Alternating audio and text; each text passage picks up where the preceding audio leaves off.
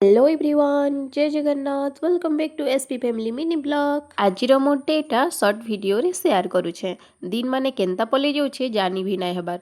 पूजा पाठ सारी गेला दही मुढ़ी टिके खाइली। आर भितरे सार राइस लड्डू आनिथिले जे टेस्ट कर बोली कहले।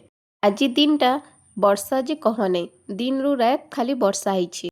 लेगी रेनी डे छुट्टी भी हेगला। तो सार मुई भाबलु गरमा गरम खिचड़ी टिके खाएमो। तार संगे कड़ी पकोड़ा बहुत दिन नुहे बना है, तो आज बनामा कहिकला फाइनल कलु।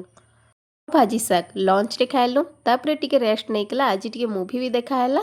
आ संध्या बेले इटा रो शेक गुटे बनाली पी नैकला। आमे बाहरी गलु वर्षा रे ही बाहर के पुलबार के घरे रही रही बिता लगी जाइथिला न, सेथि लगी चली आसु कहलु।